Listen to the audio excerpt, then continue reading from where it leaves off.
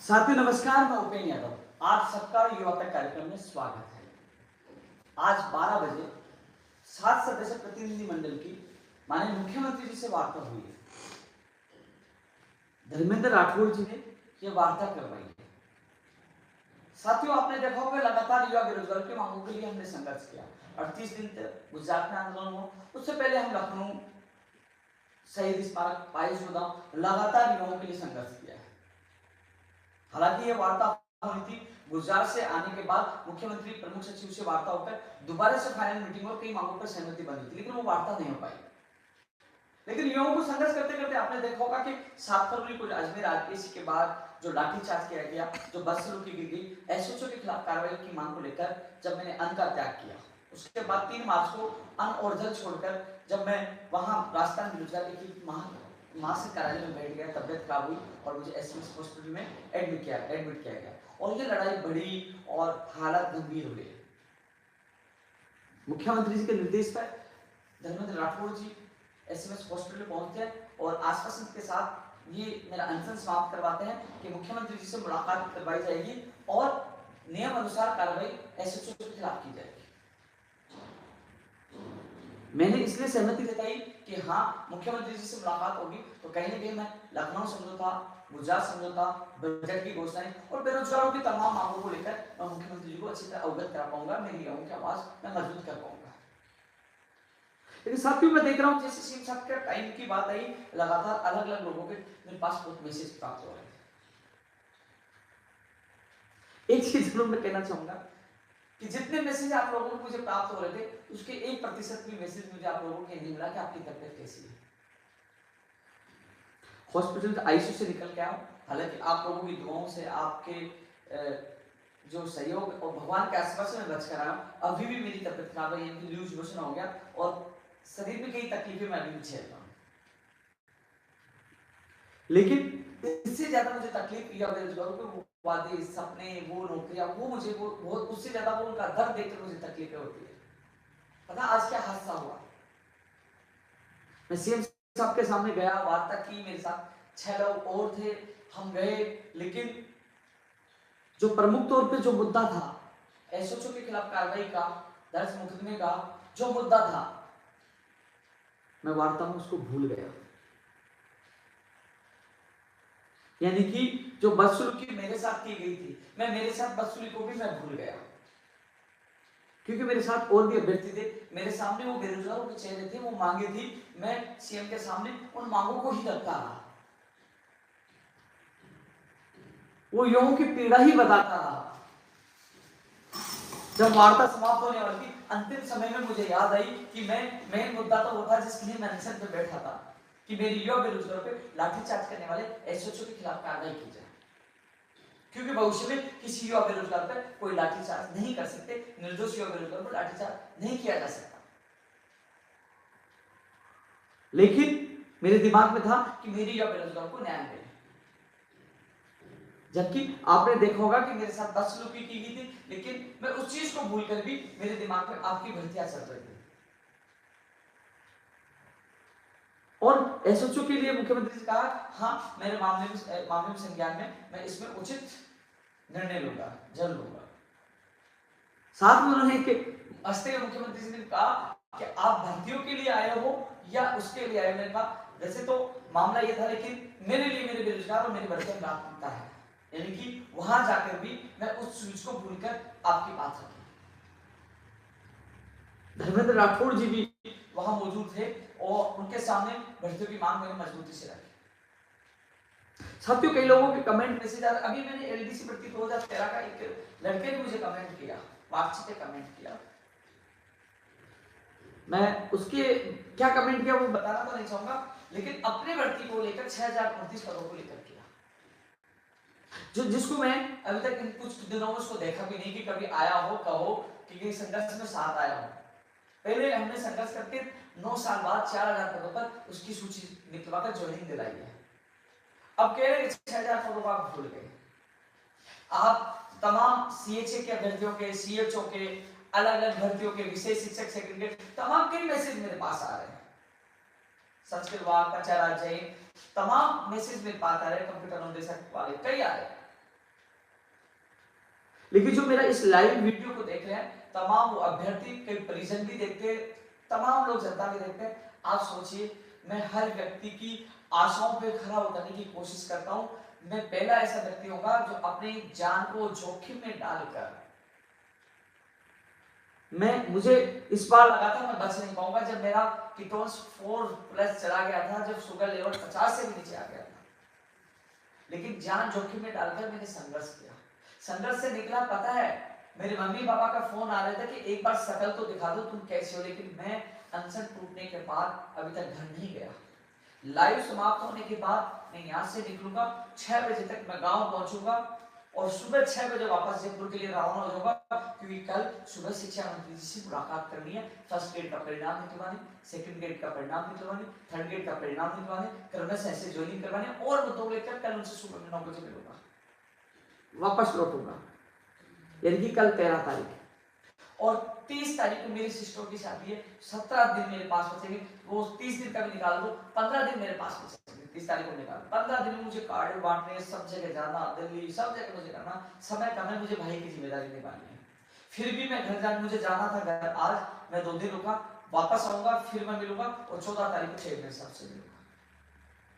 और बीच में जो आज मुख्यमंत्री से बात हुई, बीच में अधिकारी वार्ता के लिए बुलाएंगे तो भी जाऊंगा। यानी कि जो जिम्मेदारी है उसके साथ साथ में युवाओं की भविष्य की जिम्मेदारी में निभा रहा हूं। मैं हर व्यक्ति का दर्द जानता हूं, पीड़ा जानता हूं, लेकिन कोशिश करता हूं उस पीड़ा को दूर करने की। मैं लड़ता हूं, झगड़ता हूं, सरकारों को लगता है कि मैं सरकार विरोधी हूं, लेकिन मैं सरकार विरोधी नहीं, सिस्टम में व्याप्त गंदगी को दूर करने की कोशिश कर रहा हूं। मेरे युवाओं को न्याय दिलाने की मैं कोशिश कर रहा हूं।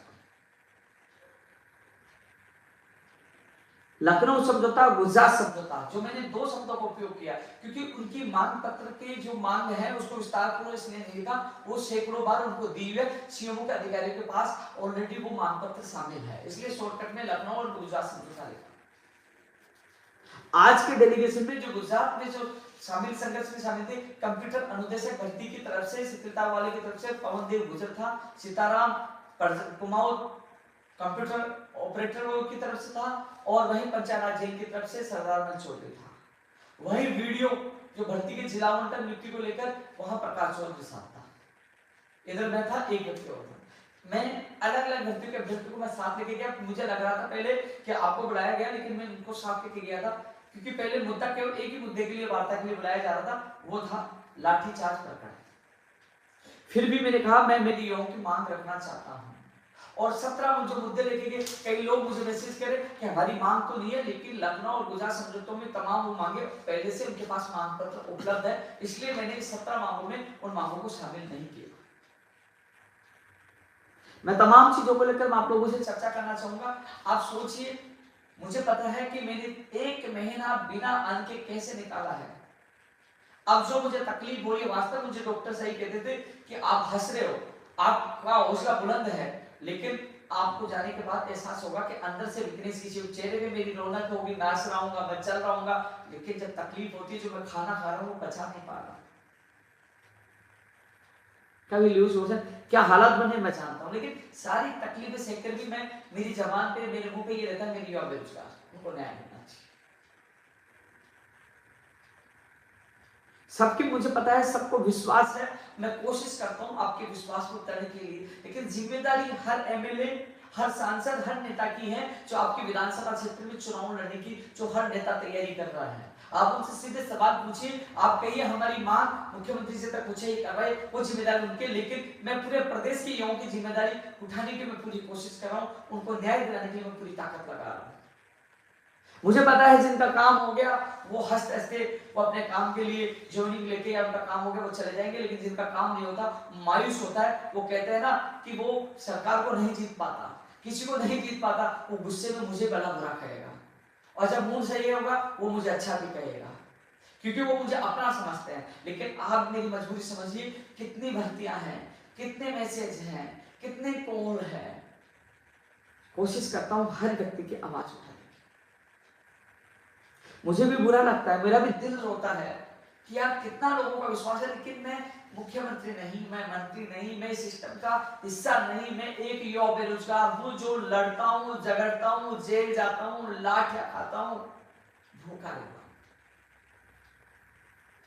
और अपने आप को जान को जोखिम में डाल देता हूं, लेकिन आपकी दुआओं से मैं जिंदा हूं।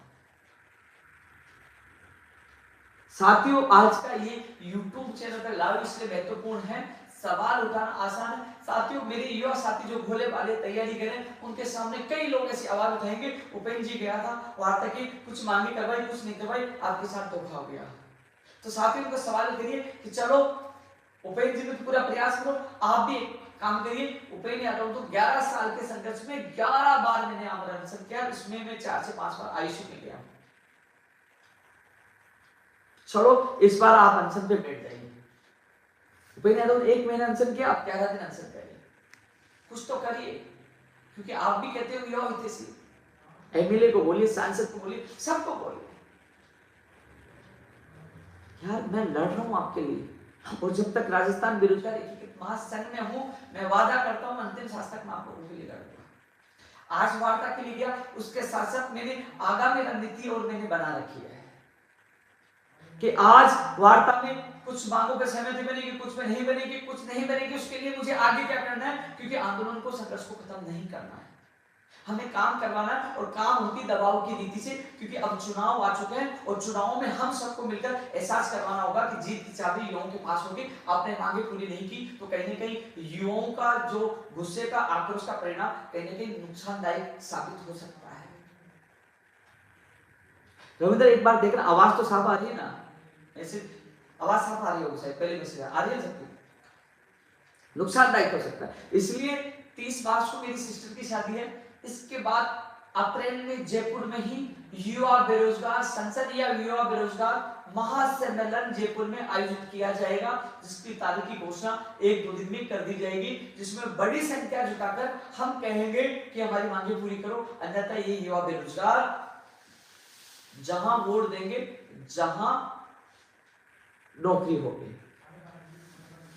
क्योंकि लोकतंत्र में वोटों की बड़ी ताकत है, युवाओं का बड़ा योगदान होगा। तो हम ये जयपुर में बड़ा महासम्मेलन हम सब करेंगे, जिसकी तैयारियां मैं शुरू कर दूंगा, तारीख घोषणा कर दूंगा। लेकिन अभी जो मुख्यमंत्री जी के अधिकारियों से, क्योंकि मुख्यमंत्री जी से बात होती तो 17 मांगों का मैंने ज्ञापन दिया, उन्होंने मार्क करके संबंधित अधिकारी, प्रमुख सचिव और उनके अधिकारी को भेजा है।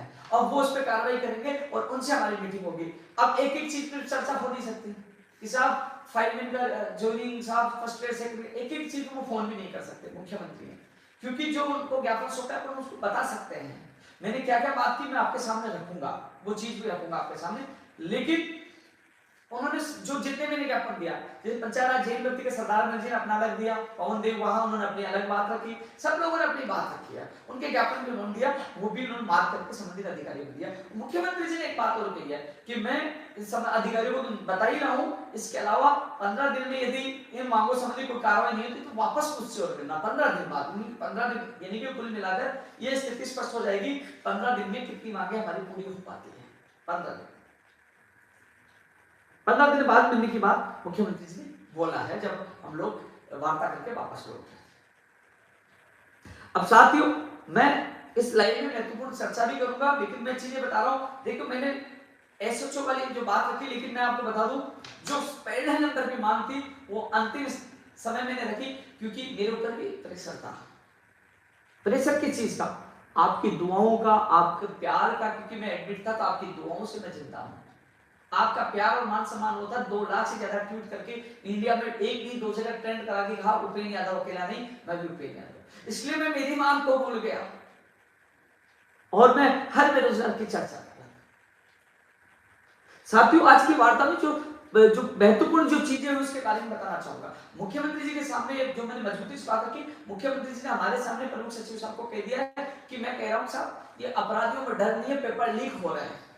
जैसे अभी हाल ही में सीओचओ का पेपर लीक हुआ है, सुनीता सेन के पास आया, विनोद मीना ने स्वीकारा भेजने वाले ने, और एसओजी को जांच के पेपर लीक हुआ। राजस्थान में भर्तियां पूरे देश में सबसे ज्यादा भर्तियां आई हैं, लेकिन पेपर लीक से हमारा प्रदेश प्रताड़ित है, युवा दुखी और परेशान है। हालांकि अन्य राज्यों में भी पेपर लीक हो रहा, आप सब देख रहे हो।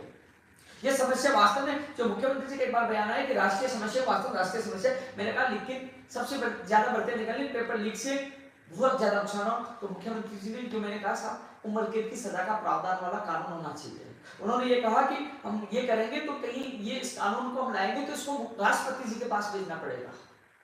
वहां से अप्रूवल मिलेगा, तो आप भेज दीजिए, क्योंकि बीजेपी सरकार से हम निवेदन करेंगे, जो महासम्मेलन बुलाएंगे तो उनको भी कहेंगे भैया आप हेल्प करिए वहां से। तो मुख्यमंत्री जी ने इसके लिए सहमति जता दी है। ये युवा बेरोजगारों के लिए बहुत अच्छी खबर है, यानी कि उम्र कैद की सजा का प्रावधान पेपर लीक माफियाओं के खात्मा के लिए मुख्यमंत्री जी ने सहमति जताई है और संबंधित जो अधिकारी को निर्देश दिए। हमारे सामने धर्मेंद्र राठौड़ जी भी वहां मौजूद थे और धर्मेंद्र राठौड़ जी को बोला था, इसको नोट करिए कि ये हमें करना है, लेकिन फिर उनका रुको आप नोट मत करिए मैं बोल देता हूं। तो हमारे सामने उन्होंने फोन करके बोला कि ये हमें करना है। दूसरा, मैंने मुख्यमंत्री जी के सामने रखी कि आचार संहिता लग जाएगी, 1 लाख जो भर्तियां जो पेंडिंग है,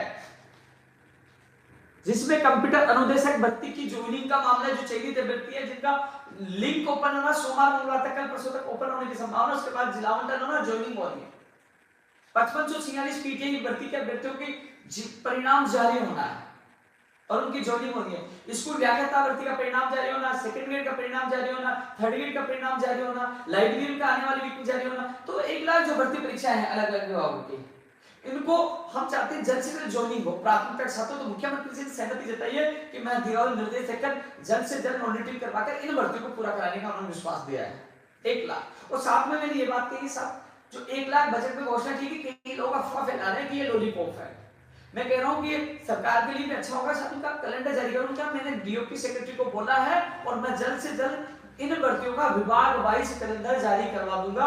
ये बड़ी बात मुख्यमंत्री जी ने कही है, विभाग वाइज कैलेंडर जारी करवाने का आश्वासन दिया है जल्द से जल्द। इसके अलावा 1 लाख जो प्रक्रियाधीन भर्तियां हैं उनका भी आश्वासन दिया है। और जल्द जो आप लोगों की जो मांग है कि स्कूल व्याख्याता भर्ती का पहले परिणाम आए, फिर सेकंड ग्रेड का, फिर थर्ड ग्रेड का ये परिणाम आए, और जब तक प्रक्रिया भी इसी प्रकार है ज्वाइनिंग की भी, तो इस संबंध में अधिकारियों से बात होगी, क्योंकि अधिकारी बात करेंगे। और इसके अलावा कल सुबह शिक्षा मंत्री जी से भी मैं मुलाकात कर रहा हूं। आप सब जो व्यक्ति है फर्स्ट सेकंड तैयार कर रहे हैं, सुबह 9 बजे आप पूछे तो शिक्षा मंत्री जी से भी हम अधिकारी को फोन करा देंगे, वहीं मुख्यमंत्री जी के अधिकारियों से एक अलग से मीटिंग होगी। तो इसका भी हम रास्ता निकाल रहे हैं। लेकिन अच्छी बात यही है कि जल्द से जल्द 1 लाख प्रत्याशित भर्ती को पूरा किया जाएगा, जिसमें स्कूल व्याख्याता सेकंड तमाम भर्तियां हैं।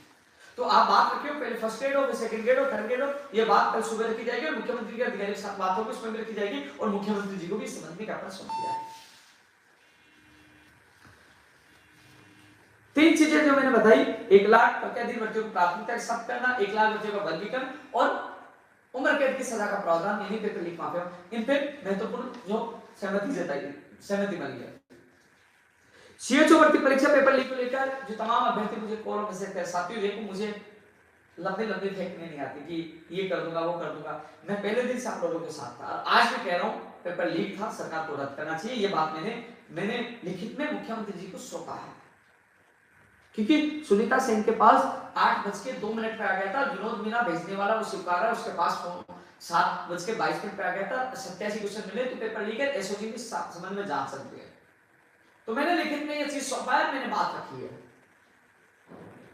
न्याय मिलना चाहिए, ये मैंने मजबूती से आपकी आवाज उठाई है,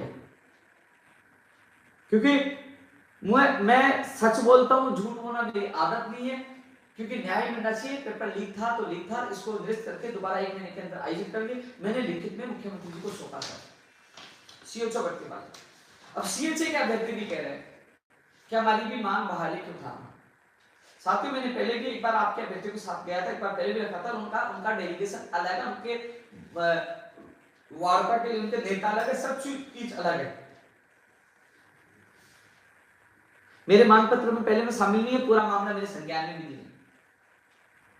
लेकिन सीएचए का मामले में धर्मेंद्र राठौड़ जी भी आपके बीच में पहले आए थे, सारी चीजें थी। लेकिन सीएचए का अब मैंने ये 2 दिन पहले ज्ञापन तैयार करवाया था, मुझे आज सुबह कल मैसेज करे सीएचए को, कहा सीएचओ का मुझे मामला पता था, मैंने लिखित में लिया है। और सीएचए का हो, आपकी बहाली हो, ये मैं चाहता हूं, आपका भला हो, मैं ये चाहता हूं। लेकिन मुझे 2 दिन पहले बताते तो मैं मांग पत्र में इस चीज को शामिल करता। खैर, ये सीएचए वाला जो मामला है, मैं मुख्यमंत्री जी के अधिकारियों के साथ बात होगी, मैं वहां बात रखूंगा, ये मेरा विश्वास है, दिलाता हूं आपको विश्वास। साथ ही उसके युवा बेरोजगार आयोग के लिए सीएम साहब हंस रहे थे, मैंने साहब आपने सब आयोग जैसे तेजा बोर्ड का भी कई लोग करते, इसका भी कर दीजिए। जो मैंने जो प्रमुख तौर पे जो मांग जो लिखित में सौंपी है, मैं आपको बता देता हूं 1,00,000 सीएचओ वाला मैंने बता ही दिया। राजस्थान के बढ़ते प्रदेश के बेरोजगारों को प्राथमिकता दी जाए, जो लगातार हम लड़ रहे हैं, ये मांग है। गुजरात लखनऊ समझौते की जो तमाम मांगों को आपको पता है वो सौंपा हुआ है। जो तमाम धरने पे दर्ज किए मुकदमे, साथियों जो जिन युवा बेरोजगारों पर संघर्ष के दौरान मुकदमे दर्ज हुए, उनको घबराने की आवश्यकता नहीं है, वो सारे मुकदमे वापस होंगे। इस संबंध में पहले ही हमसे लिखित में ले लिया गया था जब मीटिंग हुई थी, तो इस संबंध में मुख्यमंत्री जी के अधिकारियों से पहले बात हो गई थी और ये सारी जो प्रक्रिया दी थी सारे मुकदमे वापस होंगे या बेरोजगार दर्ज मुकदमे। कर्मचारी चयन बोर्ड में जो पीटीआई भर्ती परीक्षा का परिणाम लेट हो रहा है, लाइब्रेरी में आने वाले वीक का आश्वासन मिला है। परीक्षा आयोजित होने में देरी या परिणाम में देरी किस कारण से? कर्मचारियों की संख्या कम होना। इस संबंध में मैंने बात की है, हो सकता है यहाँ अतिरिक्त कर्मचारियों की ड्यूटी जल्द लगा दी जाए जिससे भर्ती परीक्षाओं का परिणामों में देरी ना हो, ये बात भी रखी है साथियों। तो साथियों पीटीआई भर्ती परीक्षा परिणाम कई लोग कह रहे मार्च में 15 मार्च को आ जाएगा, 20 मार्च को, मैंने कहा 15 अप्रैल तक। कारण कई कारण है, जल्दबाजी करोगे, कोई फर्जी किसी ने शिकायत कर दी, अटक जाएगा स्पोर्ट्स के जांच, कई चीजें। लेकिन यदि अब कल जो मुख्यमंत्री के अधिकारी सुशील और मीटिंग होगी थी 1-2 दिन में होगी, यदि कर्मचारियों की जल्द नियुक्ति हो गई तो मार्च एंड या अप्रैल फर्स्ट हो जाएगा, नहीं हो पाई तो 15 अप्रैल तक का आश्वासन चेयरमैन मोदी ने दिया। अब जो कई लोग हवा में आपको ट्वीट कर रहे हैं 20 मार्च तक, 30 मार्च तक, 25 मार्च तक, मैं आपको झूठ नहीं बोल सकता क्योंकि आप मेरे अपने हो। आपको पता है 461 से 5546 की भर्ती निकलवाई, तो मैं आपको झूठ नहीं बोल सकता। आप फिर इंतजार करोगे, सच बोलना मेरी आदत है, आप मेरे अपने आप को झूठ क्यों बोलूंगा। लेकिन फिर 14 तारीख को एक बार फिर मैं चेयरमैन साहब से एक बार फिर मैं जाकर मिलता हूँ और कल सुबह शिक्षा मंत्री जी से मिलकर, क्योंकि आपको पता है उस दिन 3 तारीख को प्रदर्शन था, फिर मैं वहां बैठ गया, फिर मैं तबियत खराब हो गई, मैं हॉस्पिटल पहुंच गया, शिक्षा मंत्री से मिल नहीं पाए, मुख्यमंत्री के अधिकारी से मीटिंग नहीं हो पाई, समय मिल गया था बुधवार को, वो मामला वहीं पेंडिंग हुआ। मैं हॉस्पिटल पूछा आईसीयू में, आपका भर्ती का मामला भी आईसीयू में पूछ गया, लेकिन अब मैं आईसीयू से बाहर आ गया हूं तो आपकी भर्ती का मामला आईसीयू से बाहर आ गया। तो कल शिक्षा मंत्री से मुलाकात होगी और 14 तारीख को चेयरमैन साहब से मैं मिलूंगा। तो मैं आपकी बात मजबूती से, चिंता मत करो, पीटीआई भर्ती का भर्ती निकलवाई है तो जल्द से जल्द ज्वाइनिंग, क्योंकि यहाँ से हम परिणाम भी निकलवा लिया, फिर हमें शिक्षा विभाग में भी संघर्ष करना पड़ेगा, ठीक है ना। तो कल आप लोग पीटीआई वाले, मैंने सुमेर को बोल दिया है, पलसानिया को, तो साथ ही था वार्ता में आपका प्रतिनिधि साथ था, सीएम साहब से मिलने गया था पीटीआई भर्ती का भर्ती, इससे ज्यादा क्या साथ होगा बताओ। तो कल सुबह मिलेंगे शिक्षा मंत्री का, तो मैं पूरी कोशिश कर रहा हूँ एक तरफ से। कर्मचारी चयन बोर्ड में अतिरिक्त कर्मचारियों के साथ ये प्रयास जल्द सफल होता नजर आएगा। ये इस संबंध में समिति बनी है, जल्दी ये सफल होगा, चिंता करने की आवश्यकता नहीं, कर्मचारियों की ड्यूटी लगाई जाएगी। पेपर लीक वाला मैंने बता ही दिया। एक चीज मैं जा रहा था कि जो भी बेरोजगार बने, युवा बेरोजगार आयोग की घोषणा या वो बने, जब तक मुख्य सचिव महोदय जी मीटिंग ले, उपेंद्र यादव की आवश्यकता नहीं पड़े, अलग अलग भर्तियों के जो बेरोजगार घूमते हैं उनको बुलाकर मुख्य सचिव साहब मीटिंग ले तमाम संबंधित अधिकारियों के साथ और उनकी समस्या का हल करे। जैसे स्कूल व्याख्याता वाला के 5 लोगों को बुला लिया, आरपीसी सचिव को बुला लिया, साहब कब होगा बताओ।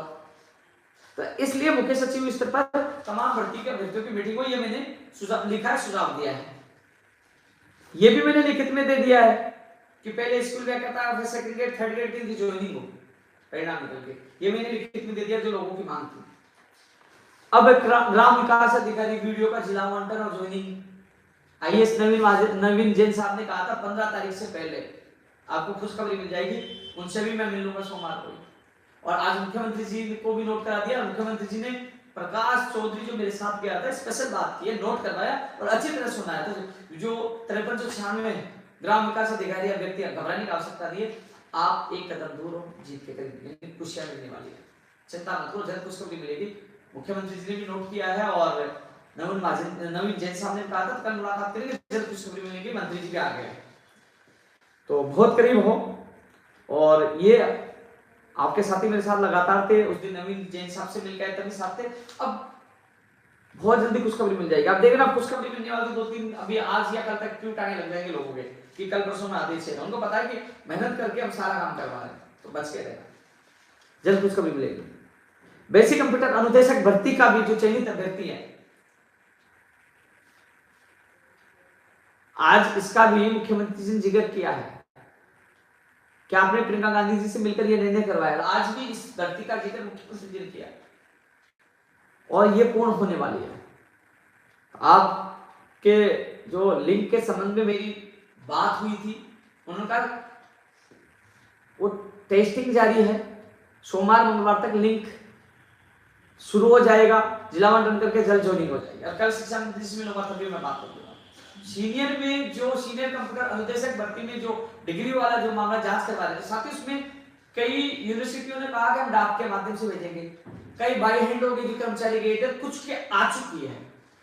तो आने वाला वीक आप लोगों के लिए महत्वपूर्ण है। मेरी बात हुई थी कि जिनके आगे उनके आदेश कर देंगे, कुछ की शनिवार या शुक्रवार तक आप लोग जो संबंधित जेडी हैं उनसे आप संपर्क कर लेना, आपको शायद कुछ खबरें मिल जाएगी। उनकी अधिकतर की आ चुकी है, कुछ की डाक के माध्यम से भेज रहे हैं, उसमें थोड़ा सा समय लग रहा है और कुछ का आना बाकी है। इनकी इस वीक में शुक्रवार शनिवार तक अधिकतर की मेरे को लगता है 90 से 95% लोगों की जो बाहर है वो काम कर लिया जाएगा, उनका सत्यापन का। ये मेरी बात है।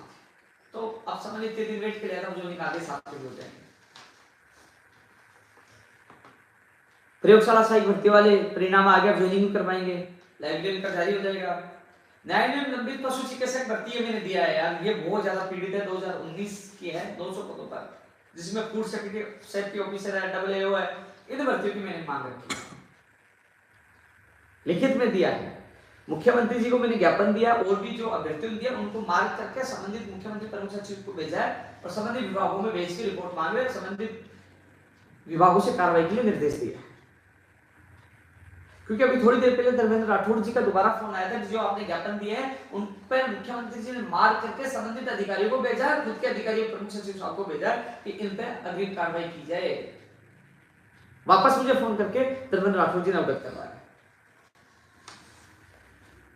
तो इन भर्तियों को न्यायालय से निकलवाने के लिए मैं जल्द से जल्द प्रयास कर रहा हूँ। पशु चिकित्सक भर्ती के जो अभ्यर्थी हैं, जो लगातार बहुत परेशान दुखी हैं 200 पदों पर, मैं साथियों में लगातार आपके साथ था और मैं जब तक साथ नहीं छोड़ूंगा जब तक आपकी भर्ती न्यायालय से निकलकर पूर्ण ना हो जाए, ये मेरा वादा है। पीटीआई वाला मैंने बता ही दिया, मोटर वाहन उपनिरीक्षक वाला, सीईटी का ग्रेजुएशन और 12वीं वाला, उस परिणाम भी जल्द से जल्द जारी करवाने का प्रयास करूंगा, ये भी लिखित में मैंने दिया है। एक ओबीसी का 2018 से लेकर 22 तक जितनी पोस्टों का ओबीसी आरक्षण की विसंगतियों से नुकसान हुआ, उस हेड ऑफ पोस्ट वाला भी मैंने लिखित में मुख्यमंत्री जी को दिया है और अधिकारियों से मीटिंग होगी उसमें रखेंगे। मैंने कोशिश की हर वर्ग की बात रखने की और कई वर्गों का नाम नहीं आया, उसके डेलीगेशन साथ थे, उन्होंने बात रखी है और कुछ का लखनऊ गुजरात समझौते के मांग पत्र में पहले शामिल है, बार बार देना मैं उचित नहीं समझता। तो उन्होंने कहा जो पहले से आपकी जो मांग है मेरे पास है, उसका ज्ञापन देने की आवश्यकता नहीं है, उनके पास। अब कई लोग नई भर्तियां आ रही है, कर्मचारी परीक्षा अलग अलग भर्तियों का नाम आ रहा है, संगणक, स्टेनोग्राफर, दंत चिकित्सक। साथियों को 1 लाख भर्तियों में वर्गीकरण होगा तो सबका पता लग जाएगा। मैं इसलिए तो मैंने 1 लाख भर्तियों पर सीएम साहब से मैंने जिद किया और सीएम साहब ने उस बात को माना कि हम जल्द से जल्द वर्गीकरण करवाएंगे। मैंने कहा लड़कों को भी डर लग रहा है, कुछ लोग अफवाह फैला रहे हैं कि लॉलीपॉप है, तो मुख्यमंत्री ने कहा मैं ड्यूटी सेक्रेटरी को और बोलता हूं जल्द से जल्द वर्गीकरण करें। बोले मैं खुद इस मामले में खुद चिंतित हूं कि जल्द से जल्द आचार संहिता से पहले इन भर्ती प्रक्रिया शुरू नहीं हो रही और पहले वाली पूरी हो, तो मैंने डीओपी सेक्रेटरी को बोला, ये मुख्यमंत्री जी ने बोला।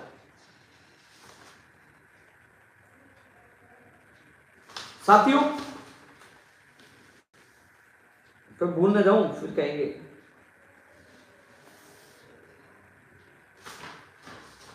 मैंने पिछले लाइव में ये बोला था कंप्यूटर अनुदेशक भर्ती के जो शिथिलता वाले हो, जैन, मैंने कहा कि मैं जब भी सीएम साहब से मिलूंगा तो आपको लेकर जाऊंगा। ये आंदोलन केवल पता है कि आरपीसी के बाद लाठीचार्ज को लेकर आंदोलन था कि जो युवा ने किया उसको, इस कार्रवाई को लेकर मैं एक्शन बैठा, लेकिन बुलाया उसको लेकर मेरी जिद थी कि मैं भर्तियों को साथ ले जाऊं। मैं लेके गया, सीएम से मिलवाकर आपकी बात उठा दिया। यार नहीं, कई लोगों की ये होता है कि उपेंद्र यादव कर रहे, यार मैं केवल प्रयास कर सकता हूँ, अपनी जान जोखिम में डाल सकता हूँ जो डाला है, सड़कों पे सो सकता हूँ जो सोया है, जेल से आ सकता हूँ जेल गया हूँ, लाठी खा सकता हूँ जो खाए, मैं तो प्रयास कर सकता हूँ जो मैं कर रहा हूँ।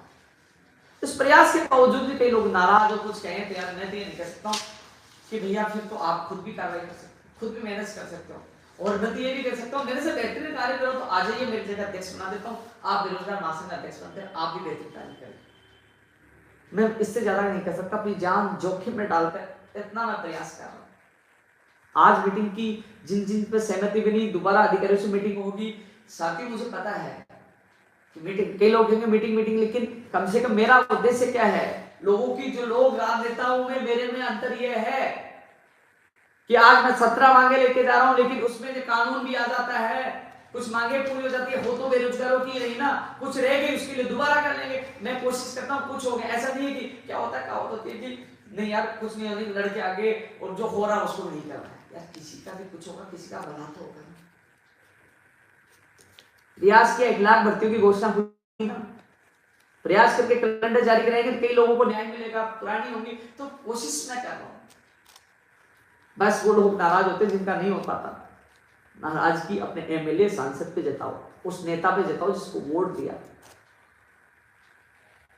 आपके चुनाव में आएंगे, आप घूमेंगे पर्चे, उसको कहो बैठ जाए, आप बता दे मेरा क्या होगा, मेरे साथ चलो।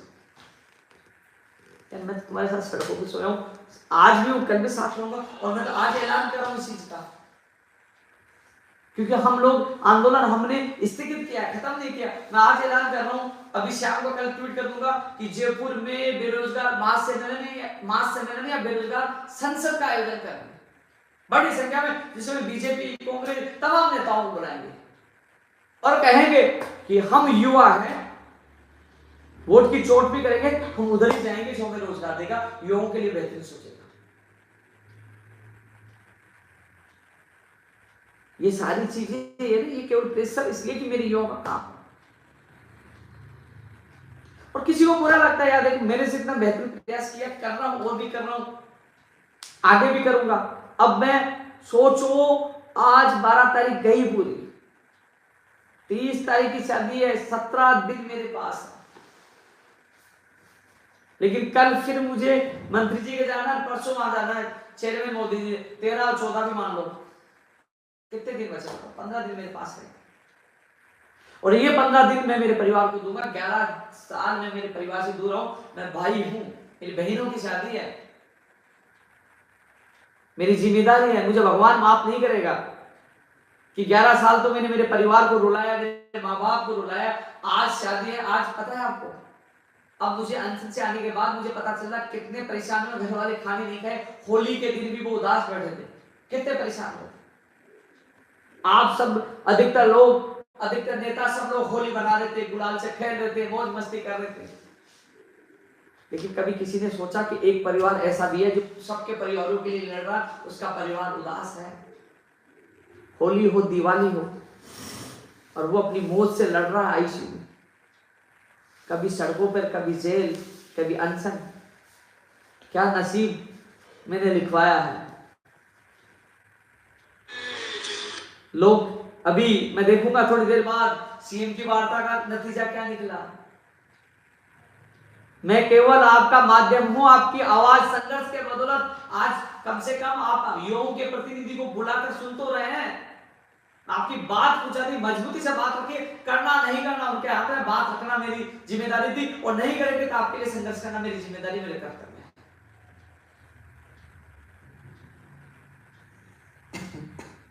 अभी भी मेरी तबीयत खराब है, जी घबराता है, लेकिन फिर भी मैं आप लोगों के लिए संघर्ष कर रहा हूं और करता रहूंगा। ठीक है साथियों, तमाम चीजों को लेकर मैंने जिक्र किया, लेकिन सीएचओ भर्ती परीक्षा का पेपर लीक था, उस पर सरकार को कार्रवाई करनी चाहिए। ये चीजें मैं रख रहा हूं, लिखित में लेकर आया हूं, बात में रखिए। पता है कई चीजें ऐसी है मैं बोल नहीं सकता, लेकिन सरकार बीजेपी की रही हो, कांग्रेस की रही हो, उपेंद्र यादव कभी भी किसी नेता, मुख्यमंत्री या मंत्री के पास गया है ना, ये चाचा परिवार में है लेकिन नागौर में ड्यूटी करते हैं, टीचर है, यदि कुछ मांगता तो वो आज मेरे घर के आसपास नौकरी करते, तबादला करना। मैं कभी भी उपेंद्र यादव कभी भी निजी, कभी भी व्यक्तिगत कुछ मांगने नहीं गया है तो युवा बेरोजगारों की खुशियां मांगने गया, और आज भी आप लोगों के लिए आप सोचिए, मुझे भी गुस्सा था कि मुझे, आपने देखा कि मुझे गाड़ी में किस तरीके से डाला गया, लाठीचार्ज किया, बहुत गुस्सा था। जिस गुस्से को लेकर, उस स्वाभिमान की लड़ाई को लेकर मैं 1 महीने तक भूखा रहा, उस जहर को मैं पी गया। और सर पेपर लीक, सर ये भर्ती, सर लखनऊ समझौता, सब कुछ उन चीजों को लेकर, वही मेरे बेरोजगार की पीड़ा में लगातार रखता चला गया। मुझे बाद में याद आया यार मुझे वो बात रखनी थी। खैर, एक चीज और मैं आप लोगों को बताना चाहूंगा। सिविल लाइंस थाना इंचार्ज दलवीर सिंह फौजदार, मैं भी उनको नहीं जानता, वो मुझे नहीं जानते थे। लाठीचार्ज वो हुआ, लेकिन उन्होंने भी इस बात को लेकर अपनी गलती मानी है कि वो गुस्से में थे। उन्होंने जयपुर आकर मेरे से परसों ही मेरे से मुलाकात की है, मेरे से मिलकर गए हैं। वो मेरे से मुलाकात की है, राजस्थान बेरोजगार एकीकृत महासंघ कार्यालय में आकर उन्होंने मुलाकात की है कि मेरे पास वहां आरपीएससी से बार फोन आ रहे थे और मेरा वहां से हटाना मजबूरी से गलती कि मैं गुस्से में था कि मैं दूर से आया था, मैं छात्र संघ कार्यालय का कार्यक्रम था, मैं वहां से आया था, तो वो गुस्से में मेरे से ये हो गया।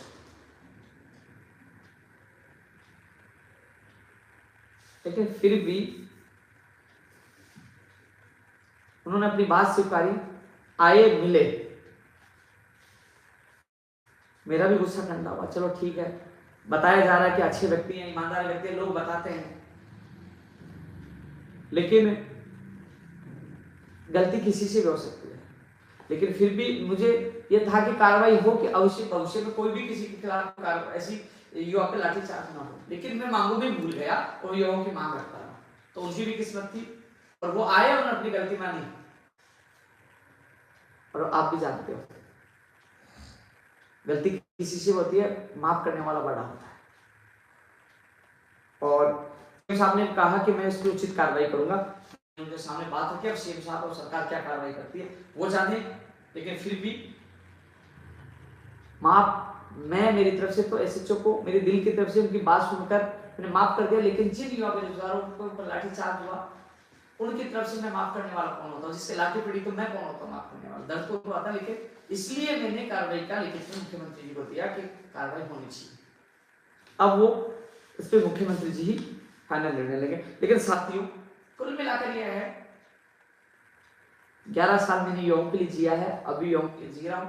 लेकिन कई लोग जिनका ये वायरल होगा 17 में, तो वो कहेंगे कि हमारे मांग नहीं है। तो साथियों, लखनऊ और गुजरात समझौते में मांग पत्र था, उसमें कई अधिकतर लोगों की मांग शामिल है, जिस पर चर्चा कर रहा है। इसमें भी मैंने सारी चीजें रख दी कि आपकी चिरंजीवी योजना, मेडिकल की जो योजना अच्छी है, आप ओपीएस की अच्छी है, लेकिन पेपर लीक की वजह से जो आसूचित है, आप जो 1 लाख प्रत्याधिक भर्तियों को या 1 लाख जो बजट की भर्तियों को सही समय पे पारदर्शी रूप से करवा दोगे और ये जो मामलों को कर दोगे, तो कहीं ना कहीं युवा आपके साथ आ सकते हैं, मजबूती से कांग्रेस का साथ दे सकते हैं। सारी चीजें मैंने रखी। नर्सिंग भर्ती 2013 का भी मैसेज आ रहा है, 18 का भी, मैंने सारी चीजें मांग पत्र में शामिल है। एलडीसी 6000 सब में शामिल है। सब सरकार के पास चीजें, अब करना उनको है। मैंने मेरी तरफ से जिम्मेदारी निभा दी। जहां भी चैनल में डिबेट में जाता हूं, आप देखते हो मजबूती से मैं आवाज उठाता हूं। लंबा मैं आपके सामने बात क्यों रखा, इतना लंबी बात क्यों रखा, क्योंकि आप मेरे अपने हो और मैं समझता हूं कि आप लोग मेरी आवाज, मेरी बात सुनने के बाद आपको लगा तसल्ली मिलती है। क्योंकि कोई नेता को या मेरे सांसद वोट लेने के बाद आपको कोई नहीं संभालता, कम से कम एक व्यक्ति जो आपकी बात पूछाता है, कम से कम आपको सकारात्मक जवाब तो देता है। तो साथियों, मैं जिंदा लौटा हूं आपके प्यार से, आपकी दुआओं से। आपको बहुत बहुत धन्यवाद। मैं 13 और 14 यानी कल और परसों में 2 दिन से करूंगा। उसके बाद मैं 1-2 अप्रैल तक मैं बाहर रहूंगा कि मेरी सिस्टर की शादी है। कई लोग सवाल ये कहते हैं कि आप क्यों जा रहे हो हमें छोड़ के, तो हाथ जोड़ के मैं क्षमा चाहूंगा, क्योंकि मेरी सिस्टर की शादी है, तो मुझे सिस्टरों की शादी है, तो मुझे जाना पड़ेगा, मुझे जिम्मेदारी निभानी पड़ेगी। 11 साल से संघर्ष कर रहा हूँ, 15 दिन भी मेरे परिवार के लिए मांग रहा हूँ। वापस फिर आऊंगा अप्रैल में और बेरोजगार संसद या बेरोजगार महासम्मेलन का आयोजन जयपुर में बड़े रूप से करेंगे और फिर नेताओं को अपनी ताकत दिखाएंगे कि हाँ, जो युवा बेरोजगारों की तेजी उसके साथ है, नेता साथ नहीं है। अब उनके सामने चुनौती, वोटों की चुनौती, युवाओं की चुनौती, सब चुनौती पेश करेंगे, लड़ेंगे हारेंगे नहीं, जीतेंगे। तो इसलिए साथियों, आपका भाई आपके साथ पहले भी था, आज भी आगे भी रहेगा। किसी चीज को भूल गया हूं तो उसको बुरा मत मानना यार, इंसान हुआ आखिरकार, परेशान हो गया, बीमार भी होगी, तबीयत भी खराब है। तो फिर आप लोगों से मुलाकात होगी साथियों, युवा तक कार्यक्रम के माध्यम से लगातार आपके बीच में आता रहूंगा। आप ज्यादा से ज्यादा लोगों तक के पहुंचाने की कोशिश करना, और जो तमाम जो सारी चीजें हैं मैं कोशिश करूंगा हर युवा को खुशियां मिले। धन्यवाद। कोई रह गया तो बता दे भाई।